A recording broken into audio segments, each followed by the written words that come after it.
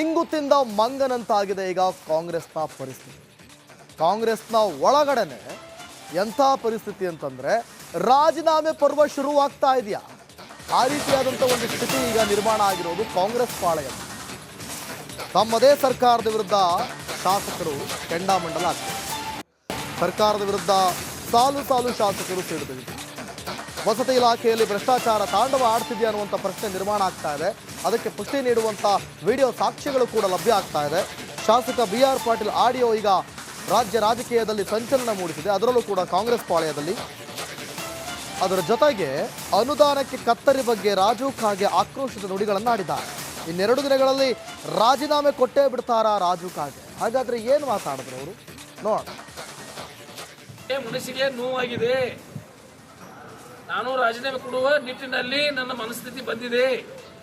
ನಾನು 2 ದಿನದಲ್ಲಿ ಹೋಗಿ ಮುಖ್ಯಮಂತ್ರಿ ಭೇಟಿಯಾಗಿ ರಾಜೀನಾಮೆ ಕೊಟ್ಟರು ಅದಕ್ಕೇನು ಬಹಳ ಆಶ್ಚರ್ಯ ಇಲ್ಲ. ಮನಸ್ಸಿಗೆ ನೋವಾಗಿದೆ. ನಾನು ರಾಜೀನಾಮೆ ಕೊಡುವ ನಿಟ್ಟಿನಲ್ಲಿ ನನ್ನ ಮನಸ್ಥಿತಿ ಬಂದಿದೆ. ನಾನು 2 ದಿನದಲ್ಲಿ ಹೋಗಿ ಮುಖ್ಯಮಂತ್ರಿ ಭೇಟಿಯಾಗಿ ರಾಜೀನಾಮೆ ಕೊಟ್ಟರು ಅದಕ್ಕೇನು ಬಹಳ ಆಶ್ಚರ್ಯ ಇಲ್ಲ. ಮನಸ್ಸಿಗೆ ನೋವಾಗಿದೆ. ನಾನು ರಾಜೀನಾಮೆ ಕೊಡುವ ನಿಟ್ಟಿನಲ್ಲಿ ಬಗ್ಗೆ ಮತ್ತಷ್ಟು ಮಾಹಿತಿಯನ್ನು ಕೊಡ್ತಾರೆ ನಮ್ಮ ಪ್ರತಿನಿಧಿ ಹನುಮಂತು ಲೈವ್ ನಲ್ಲಿ ಜಾಯ್ನ್ ಆಗ್ತಿದ್ದಾರೆ. ಹನುಮಂತು, ಹಾಗಾದ್ರೆ ರಾಜು ಕಾಗೆ ರಾಜೀನಾಮೆ ಕೊಡ್ತಾರಾ? ಮತ್ತಷ್ಟು ಮಾಹಿತಿ ಕೊಡಬೇಕು.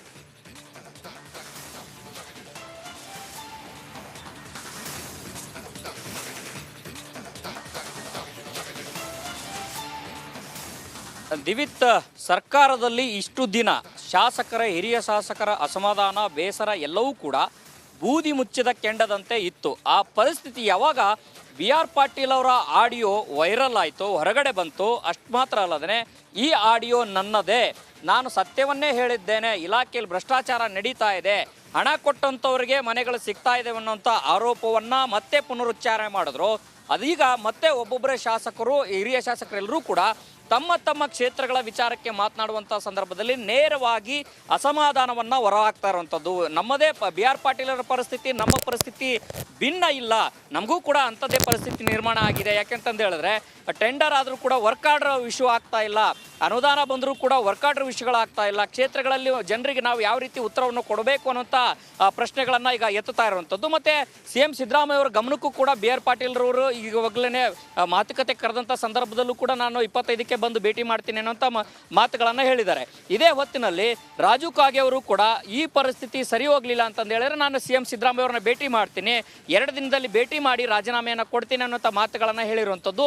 ಇದು ಕೇವಲ ಶಾಸಕರ ಅಸಮಾಧಾನ, ಕೇವಲ ಹಿರಿಯ ಶಾಸಕರು ಮಾತ್ರ ಅಲ್ಲ, ಕಾಂಗ್ರೆಸ್ನೊಳಗಿರುವಂತಹ ಎಲ್ಲ ಬಹುತೇಕ ಶಾಸಕರ ಅಸಮಾಧಾನವೂ ಕೂಡ ಇದೇ ಆಗಿದೆ. ಯಾಕೆಂತಂದು ಹೇಳಿದ್ರೆ ತಮ್ಮ ತಮ್ಮ ಕ್ಷೇತ್ರಗಳಿಗೆ ಒಂದು ಕಡೆಗೆ ಅನುದಾನ ಸಿಗ್ತಾ ಇಲ್ಲ ಅನ್ನೋಂಥದ್ದು ಒಂದು ಕಡೆಗೆ, ಮತ್ತೊಂದು ಕಡೆಗೆ ತಮ್ಮ ಕ್ಷೇತ್ರಗಳಿಗೆ ಕೆಲಸ ಆಗ್ಬೇಕಂತಂದು ಹೇಳಿದ್ರೆ ಹಣ ಕೊಟ್ಟು ಮಾಡಿಸಿಕೊಳ್ಳುವಂತಹ ಅನಿವಾರ್ಯತೆ ಇದ್ರೂ ಕೂಡ, ಸರ್ಕಾರ ನಮ್ಮದೇ ಇದ್ರೂ ಕೂಡ ಇಂತಹ ಪರಿಸ್ಥಿತಿ ಬಂದಿದೆ ಅನ್ನುವಂಥ ನೇರವಾದಂಥ ಬೇಸರವನ್ನು ಆಂತರಿಕವಾಗೂ ಕಡೆ ಕೆಲವರು ಹೊರ ಹಾಕ್ತಾ ಇರುವಂಥದ್ದು, ಮತ್ತೊಂದು ಕಡೆಗೆ ಹಿರಿಯ ಶಾಸಕರೆಲ್ಲರೂ ಕೂಡ ಬಹಿರಂಗವಾಗಿ ಕೂಡ ಹೊರ ಹಾಕ್ತಾ ಇರುವಂಥದ್ದು. ನಿನ್ನೆ ಅಷ್ಟೇ ರಿಪಬ್ಲಿಕ್ ಕನ್ನಡ ಜೊತೆ ಮಾತಾಡೋಂಥ ಒಬ್ಬ ಶಾಸಕ ಬಸವರಾಜ್ ಶಿಗೋಂಗ ಅವರು ಕೂಡ ಇದೇ ಮಾತನ್ನು ಹೇಳಿರುವಂಥದ್ದು. ಅಸಮರ್ಥ ಸಚಿವರಿದ್ದಾರೆ ಕೆಲವರು, ಅಂಥ ಸಚಿವರ ಕಾರ್ಯವೈಖರಿಯ ಬಗ್ಗೆಯೂ ಕೂಡ ಅಸಮಾಧಾನವನ್ನು ಹೊರ ಹಾಕಿದರು. ಒಟ್ಟಾರೆಯಾಗಿ CM ಸಿದ್ದರಾಮಯ್ಯ ಅವ್ರಿಗಾಗಿರ್ಬೋದು, ರಾಜ್ಯ ಸರ್ಕಾರಕ್ಕಾಗಿರ್ಬೋದು, ಶಾಸಕರ ನೇರವಾದಂತಹ ಬಹಿರಂಗವಾದಂಥ ಅಸಮಾಧಾನ ಏನಿದೆ ಅದು ಸಹಜವಾಗಿ ಸರ್ಕಾರಕ್ಕೆ ಬಹುದೊಡ್ಡ ಡ್ಯಾಮೇಜನ್ನು ಕ್ರಿಯೇಟ್ ಮಾಡ್ತಾ ಇರೋಂಥದ್ದು, ಮುಜುಗರ ಉಂಟು ಮಾಡ್ತಾ ಇದೆ. ಅಷ್ಟು ಮಾತ್ರ ಅಲ್ಲ, ಪ್ರತಿಪಕ್ಷಗಳಿಗೆ ಸ್ವಪಕ್ಷ ಶಾಸಕರೇ, ಕಾಂಗ್ರೆಸ್ನ ಶಾಸಕರೇ ತಮ್ಮ ವಿರುದ್ಧದ ಅಸಮಾಧಾನ ಏನಿದೆ ಆ ಮೂಲಕ ಬಹುದೊಡ್ಡ ಅಸ್ತ್ರವನ್ನು ಕೊಡ್ತಾ ಇರುವಂಥದ್ದು. ಒಟ್ಟಾರೆಯಾಗಿ ಇದೀಗ ಸರ್ಕಾರದ ಆಡಳಿತದ ವ್ಯವಸ್ಥೆಯಲ್ಲಿ ದೇವರು ಹೊರ ಕೊಟ್ಟರು ಕೂಡ ಪೂಜಾರಿ ಹೊರ ಕೊಡಲಿಲ್ಲ ಅನ್ನುವಂಥ ಪರಿಸ್ಥಿತಿ ನಿರ್ಮಾಣ ಆಗಿದೆ. ಯಾಕೆಂತಂದು ಹೇಳಿದ್ರೆ ಕೆಲವು ಕ್ಷೇತ್ರಗಳಲ್ಲಿ ಅನುದಾನ ಬಿಡುಗಡೆ ಆದರೂ ವರ್ಕ್ ಆರ್ಡರ್ ವಿಷಯ ಆಗ್ತಾ ಇಲ್ಲ, ಮತ್ತೊಂದು ಕಡೆಗೆ ತಮ್ಮ ಕ್ಷೇತ್ರದ ಜನರಿಗೆ, ಫಲಾನುಭವಿಗಳಿಗೆ ಮನೆಗಳನ್ನು ಕೊಡಬೇಕು ಅಂತಂದು ಹೇಳಿದ್ರೆ ಹಣ ಕೊಡುವಂಥ ಪರಿಸ್ಥಿತಿ ನಿರ್ಮಾಣ ಆಗಿದೆ ಅನ್ನೋಂಥ ಬೇಸರ. ಇದು ಸಹಜವಾಗಿ ಇದು ಮತ್ತೊಂದು ಸ್ವರೂಪ ಪಡೆಯುವಂಥ ಎಲ್ಲ ಸಾಧ್ಯತೆಗಳು ಇದಾವೆ. ದಿವಿತ್, ಥ್ಯಾಂಕ್ ಯು ಹನುಮಂತ ನಿಮ್ಮೆಲ್ಲ ಮಾಹಿತಿಗಾಗಿ. ಇಂಗು ತಿಂದ ಮಂಗನಂತಾಗಿದೆ ಈಗ ಕಾಂಗ್ರೆಸ್ನ ಪರಿಸ್ಥಿತಿ. ಕಾಂಗ್ರೆಸ್ನ ಒಳಗಡೆನೆ ಎಂಥ ಪರಿಸ್ಥಿತಿ ಅಂತಂದ್ರೆ ರಾಜೀನಾಮೆ ಪರ್ವ ಶುರುವಾಗ್ತಾ ಇದೆಯಾ, ಆ ರೀತಿಯಾದಂಥ ಒಂದು ಸ್ಥಿತಿ ಈಗ ನಿರ್ಮಾಣ ಆಗಿರೋದು ಕಾಂಗ್ರೆಸ್ ಪಾಳೆಯ. ತಮ್ಮದೇ ಸರ್ಕಾರದ ವಿರುದ್ಧ ಶಾಸಕರು ಕೆಂಡಾಮಂಡಲ ಆಗ್ತಾರೆ. ಸರ್ಕಾರದ ವಿರುದ್ಧ ಸಾಲು ಸಾಲು ಶಾಸಕರು ಸಿಡಿದಿದ್ದಾರೆ. ವಸತಿ ಇಲಾಖೆಯಲ್ಲಿ ಭ್ರಷ್ಟಾಚಾರ ತಾಂಡವ ಆಡ್ತಿದೆಯಾ ಅನ್ನುವಂಥ ಪ್ರಶ್ನೆ ನಿರ್ಮಾಣ ಆಗ್ತಾ ಇದೆ. ಅದಕ್ಕೆ ಪುಷ್ಟಿ ನೀಡುವಂಥ ವಿಡಿಯೋ ಸಾಕ್ಷ್ಯಗಳು ಕೂಡ ಲಭ್ಯ ಆಗ್ತಾ ಇದೆ. ಶಾಸಕ BR ಪಾಟೀಲ್ ಆಡಿಯೋ ಈಗ ರಾಜ್ಯ ರಾಜಕೀಯದಲ್ಲಿ ಸಂಚಲನ ಮೂಡಿಸಿದೆ, ಅದರಲ್ಲೂ ಕೂಡ ಕಾಂಗ್ರೆಸ್ ಪಾಳೆಯದಲ್ಲಿ. ಅದರ ಜೊತೆಗೆ ಅನುದಾನಕ್ಕೆ ಕತ್ತರಿ ಬಗ್ಗೆ ರಾಜು ಕಾಗೆ ಆಕ್ರೋಶದ ನುಡಿಗಳನ್ನಾಡಿದ್ದಾರೆ. ಇನ್ನೆರಡು ದಿನಗಳಲ್ಲಿ ರಾಜೀನಾಮೆ ಕೊಟ್ಟೇ ಬಿಡ್ತಾರಾ ರಾಜು ಕಾಗೆ? ಹಾಗಾದ್ರೆ ಏನು ಮಾತಾಡಿದ್ರು ಅವರು ನೋಡೋಣ. ಮನಸ್ಸಿಗೆ ನೋವಾಗಿದೆ. ನಾನು ರಾಜೀನಾಮೆ ಕೊಡುವ ನಿಟ್ಟಿನಲ್ಲಿ ನನ್ನ ಮನಸ್ಥಿತಿ ಬಂದಿದೆ. ನಾನು 2 ದಿನದಲ್ಲಿ ಹೋಗಿ ಮುಖ್ಯಮಂತ್ರಿ ಭೇಟಿಯಾಗಿ ರಾಜೀನಾಮೆ ಕೊಟ್ಟರು ಅದಕ್ಕೇನು ಬಹಳ ಆಶ್ಚರ್ಯ ಇಲ್ಲ. ಮನಸ್ಸಿಗೆ ನೋವಾಗಿದೆ. ನಾನು ರಾಜೀನಾಮೆ ಕೊಡುವ ನಿಟ್ಟಿನಲ್ಲಿ ನನ್ನ ಮನಸ್ಥಿತಿ ಬಂದಿದೆ. ನಾನು 2 ದಿನದಲ್ಲಿ ಹೋಗಿ ಮುಖ್ಯಮಂತ್ರಿ ಭೇಟಿಯಾಗಿ ರಾಜೀನಾಮೆ ಕೊಟ್ಟರು ಅದಕ್ಕೇನು ಬಹಳ ಆಶ್ಚರ್ಯ ಇಲ್ಲ. ಮನಸ್ಸಿಗೆ ನೋವಾಗಿದೆ. ನಾನು ರಾಜೀನಾಮೆ ಕೊಡುವ ನಿಟ್ಟಿನಲ್ಲಿ ಬಗ್ಗೆ ಮತ್ತಷ್ಟು ಮಾಹಿತಿಯನ್ನು ಕೊಡ್ತಾರೆ ನಮ್ಮ ಪ್ರತಿನಿಧಿ ಹನುಮಂತು ಲೈವ್ನಲ್ಲಿ ಜಾಯ್ನ್ ಆಗ್ತಿದ್ದಾರೆ. ಹನುಮಂತು, ಹಾಗಾದ್ರೆ ರಾಜು ಕಾಗೆ ರಾಜೀನಾಮೆ ಕೊಡ್ತಾರಾ? ಮತ್ತಷ್ಟು ಮಾಹಿತಿ ಕೊಡಬೇಕು.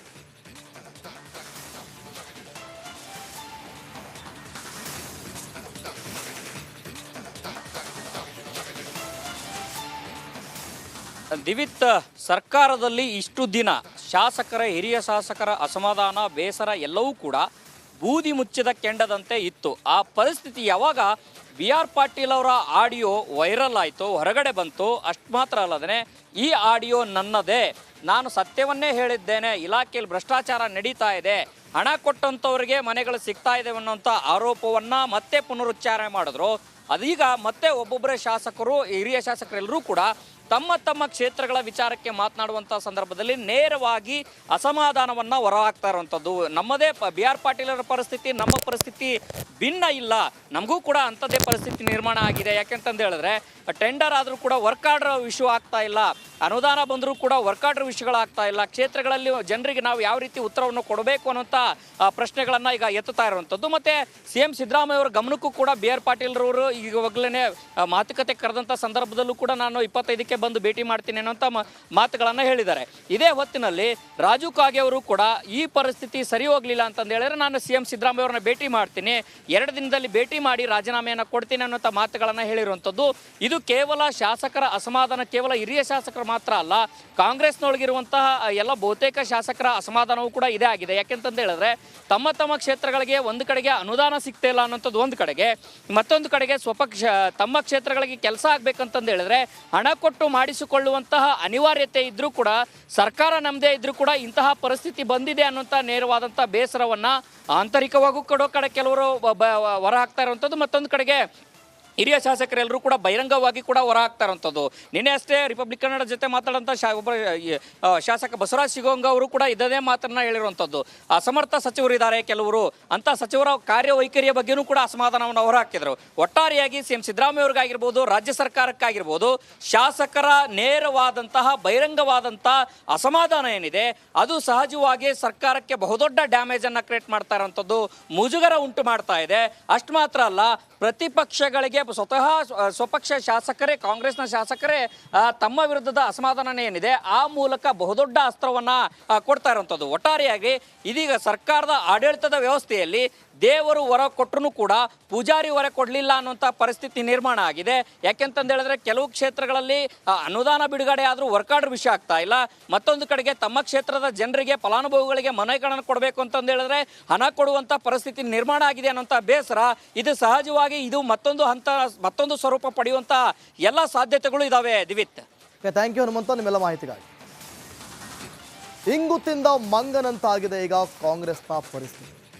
ಕಾಂಗ್ರೆಸ್ನ ಒಳಗಡೆನೆ ಎಂಥ ಪರಿಸ್ಥಿತಿ ಅಂತಂದ್ರೆ ರಾಜೀನಾಮೆ ಪರ್ವ ಶುರುವಾಗ್ತಾ ಇದೆಯಾ, ಆ ರೀತಿಯಾದಂಥ ಒಂದು ಸ್ಥಿತಿ ಈಗ ನಿರ್ಮಾಣ ಆಗಿರೋದು ಕಾಂಗ್ರೆಸ್ ಪಾಳೆಯ.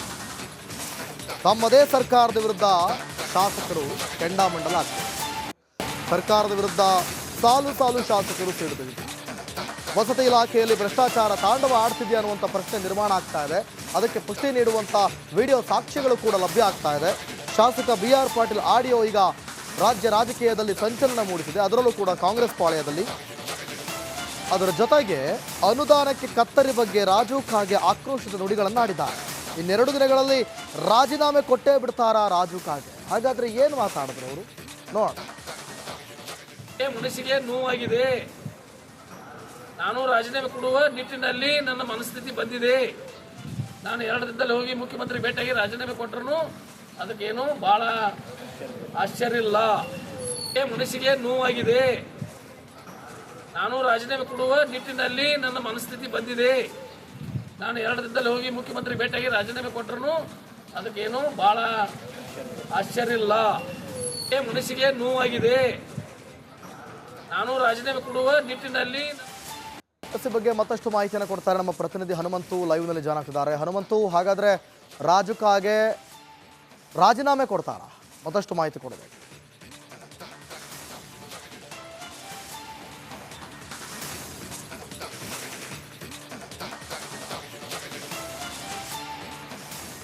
ದಿವಿತ್, ಸರ್ಕಾರದಲ್ಲಿ ಇಷ್ಟು ದಿನ ಶಾಸಕರ ಹಿರಿಯ ಶಾಸಕರ ಅಸಮಾಧಾನ ಬೇಸರ ಎಲ್ಲವೂ ಕೂಡ ಬೂದಿ ಮುಚ್ಚಿದ ಕೆಂಡದಂತೆ ಇತ್ತು. ಆ ಪರಿಸ್ಥಿತಿ ಯಾವಾಗ BR ಪಾಟೀಲ್ ಅವರ ಆಡಿಯೋ ವೈರಲ್ ಆಯಿತು, ಹೊರಗಡೆ ಬಂತು, ಅಷ್ಟು ಮಾತ್ರ ಅಲ್ಲದೇ ಈ ಆಡಿಯೋ ನನ್ನದೇ, ನಾನು ಸತ್ಯವನ್ನೇ ಹೇಳಿದ್ದೇನೆ, ಇಲಾಖೆಯಲ್ಲಿ ಭ್ರಷ್ಟಾಚಾರ ನಡೀತಾ ಇದೆ, ಹಣ ಕೊಟ್ಟಂಥವ್ರಿಗೆ ಮನೆಗಳು ಸಿಗ್ತಾ ಇದೆ ಅನ್ನೋಂಥ ಆರೋಪವನ್ನು ಮತ್ತೆ ಪುನರುಚ್ಚಾರ ಮಾಡಿದ್ರು. ಅದೀಗ ಮತ್ತೆ ಒಬ್ಬೊಬ್ಬರೇ ಶಾಸಕರು, ಹಿರಿಯ ಶಾಸಕರೆಲ್ಲರೂ ಕೂಡ ತಮ್ಮ ತಮ್ಮ ಕ್ಷೇತ್ರಗಳ ವಿಚಾರಕ್ಕೆ ಮಾತನಾಡುವಂಥ ಸಂದರ್ಭದಲ್ಲಿ ನೇರವಾಗಿ ಅಸಮಾಧಾನವನ್ನು ಹೊರಹಾಕ್ತಾ ಇರುವಂಥದ್ದು. ನಮ್ಮದೇ BR ಪಾಟೀಲರ ಪರಿಸ್ಥಿತಿ ನಮ್ಮ ಪರಿಸ್ಥಿತಿ ಭಿನ್ನ ಇಲ್ಲ, ನಮಗೂ ಕೂಡ ಅಂಥದ್ದೇ ಪರಿಸ್ಥಿತಿ ನಿರ್ಮಾಣ ಆಗಿದೆ. ಯಾಕೆಂತಂದು ಹೇಳಿದ್ರೆ ಟೆಂಡರ್ ಆದರೂ ಕೂಡ ವರ್ಕ್ ಆರ್ಡರ್ ಇಶ್ಯೂ ಆಗ್ತಾ ಇಲ್ಲ, ಅನುದಾನ ಬಂದರೂ ಕೂಡ ವರ್ಕ್ ಆರ್ಡರ್ ವಿಷಯಗಳಾಗ್ತಾ ಇಲ್ಲ, ಕ್ಷೇತ್ರಗಳಲ್ಲಿ ಜನರಿಗೆ ನಾವು ಯಾವ ರೀತಿ ಉತ್ತರವನ್ನು ಕೊಡಬೇಕು ಅನ್ನೋಂಥ ಪ್ರಶ್ನೆಗಳನ್ನು ಈಗ ಎತ್ತುತ್ತಾ ಇರುವಂಥದ್ದು. ಮತ್ತು CM ಸಿದ್ದರಾಮಯ್ಯ ಅವರ ಗಮನಕ್ಕೂ ಕೂಡ BR ಪಾಟೀಲ್ರವರು ಈಗಾಗಲೇ ಮಾತುಕತೆ ಕರೆದಂಥ ಸಂದರ್ಭದಲ್ಲೂ ಕೂಡ ನಾನು 25ಕ್ಕೆ ಬಂದು ಭೇಟಿ ಮಾಡ್ತೀನಿ ಅನ್ನೋಂಥ ಮಾತುಗಳನ್ನು ಹೇಳಿದ್ದಾರೆ.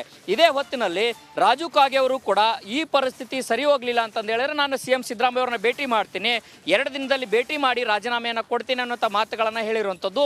ಇದು ಕೇವಲ ಶಾಸಕರ ಅಸಮಾಧಾನ, ಕೇವಲ ಹಿರಿಯ ಶಾಸಕರು ಮಾತ್ರ ಅಲ್ಲ, ಕಾಂಗ್ರೆಸ್ನೊಳಗಿರುವಂತಹ ಎಲ್ಲ ಬಹುತೇಕ ಶಾಸಕರ ಅಸಮಾಧಾನವೂ ಕೂಡ ಇದೇ ಆಗಿದೆ. ಯಾಕೆಂತಂದು ಹೇಳಿದ್ರೆ ತಮ್ಮ ತಮ್ಮ ಕ್ಷೇತ್ರಗಳಿಗೆ ಒಂದು ಕಡೆಗೆ ಅನುದಾನ ಸಿಗ್ತಾ ಇಲ್ಲ ಅನ್ನೋಂಥದ್ದು ಒಂದು ಕಡೆಗೆ, ಮತ್ತೊಂದು ಕಡೆಗೆ ತಮ್ಮ ಕ್ಷೇತ್ರಗಳಿಗೆ ಕೆಲಸ ಆಗಬೇಕಂತಂದು ಹೇಳಿದ್ರೆ ಹಣ ಕೊಟ್ಟು ಮಾಡಿಸಿಕೊಳ್ಳುವಂತಹ ಅನಿವಾರ್ಯತೆ ಇದ್ರೂ ಕೂಡ, ಸರ್ಕಾರ ನಮ್ಮದೇ ಇದ್ರೂ ಕೂಡ ಇಂತಹ ಪರಿಸ್ಥಿತಿ ಬಂದಿದೆ ಅನ್ನುವಂಥ ನೇರವಾದಂಥ ಬೇಸರವನ್ನು ಆಂತರಿಕವಾಗೂ ಕೊಡೋ ಕಡೆ ಕೆಲವರು ಹೊರ ಹಾಕ್ತಾ ಇರುವಂಥದ್ದು, ಮತ್ತೊಂದು ಕಡೆಗೆ ಹಿರಿಯ ಶಾಸಕರೆಲ್ಲರೂ ಕೂಡ ಬಹಿರಂಗವಾಗಿ ಕೂಡ ಹೊರ ಹಾಕ್ತಾ ಇರುವಂಥದ್ದು.